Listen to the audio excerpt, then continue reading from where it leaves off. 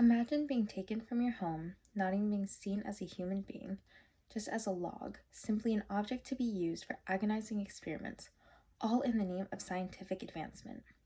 This was the reality for thousands of people during World War II inside a secret Japanese military facility known as Unit 731. Today I will be informing you about Unit 731, one of the most disturbing and horrific human experimentation programs in history that is rarely talked about. Although Unit 731 is not widely taught in schools, its history is critical to understand because it reveals how far governments can go when military power, secrecy, and pseudoscience all combine. By learning about Unit 731, we not only honor its victims, but we also recognize the importance of ethical safeguards in modern science and warfare. First, I will begin by explaining the background information of Unit 731, then describe the experiments and human rights violations that took place there, and finally discuss the aftermath and lasting historical impact the program left behind. Unit 731 was established by Imperial Japan during World War II as a secret program for developing biological and chemical warfare.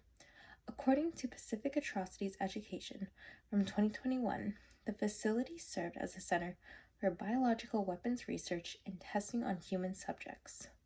The facility was located in Harbin, within the Japanese-controlled Manchukuo, purposely chosen for its isolation and access to prisoners.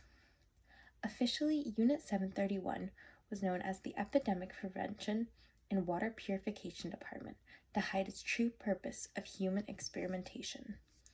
Unit 731 was headed by General Shiro Ishii, a Japanese physician and microbiologist who strongly pushed for biological warfare research and development. The program operated under the Japanese Kwantung Army and included doctors, scientists, research staff, and military personnel who carried out and supported the experiments. Now that we know how Unit 731 was formed and who led it, we can take a look at the horrific activities that took place inside. According to a 2021 article by Pacific Atrocities Education, Unit 731 carried out horrific biological warfare experiments on prisoners, intentionally infecting them with deadly diseases such as plague, cholera, anthrax, and typhoid, to study the effects and develop biological weapons. The article explains that the facility also conducted extremely invasive procedures without anesthesia. Prisoners were subjected to live vivisections, frostbite testing, weapons testing, dehydration and starvation experiments, and forced amputations to study how the body would respond to trauma and disease. In addition to medical experiments, Pacific Atrocities Education also reports that prisoners, both men and women, were sexually assaulted, raped, and forced into pregnancies for experimentation. Pregnant prisoners were infected with diseases so researchers could observe transmission to unborn children, and some sexual violence was used as a method of deliberate disease exposure. The victims of Unit 731 included Chinese civilians and prisoners of war, along with Koreans, Russians, and a smaller number of Allied prisoners. To completely dehumanize the victims and make the experiments easier to justify, prisoners were referred to as logs, or maruda, instead of using names or any identification. There were also no known survivors among the prisoners who were held captive and experimented on within the main Unit 731 facility.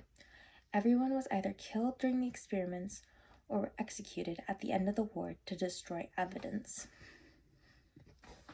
After the war ended, the truth about Unit 731 began to emerge, resulting in controversial consequences that still affect history today.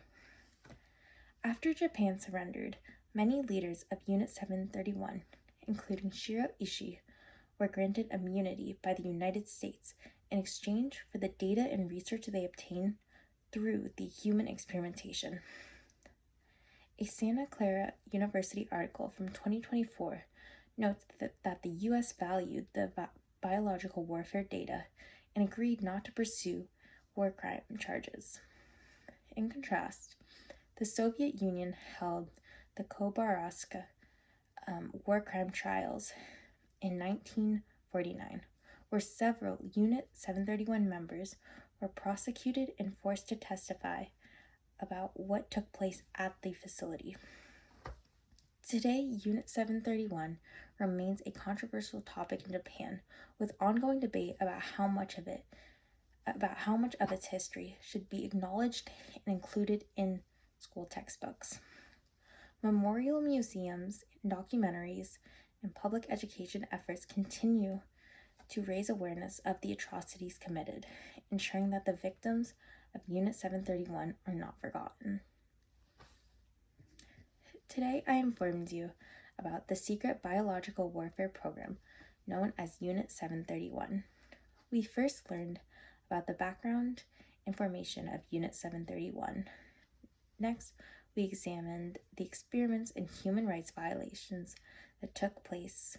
And finally, we looked at the aftermath and lasting impact the program had on history.